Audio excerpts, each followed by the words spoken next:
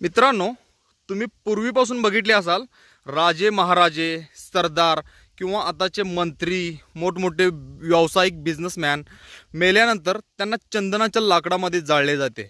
तर मित्रांनो, चंदन हा औषधी आहे आणि वासामुळे त्याच्या सुगंधामुळे तो खूप चर्चेत आहे।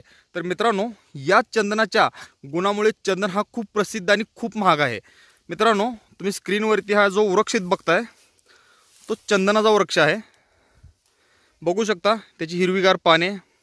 मित्रांनो, काही आदिवासी लोक या झाडाची साल पानामध्ये कात म्हणून वापरतात आणि त्यामुळे पान रंगते, तोंड रंगते लाल रंगाने।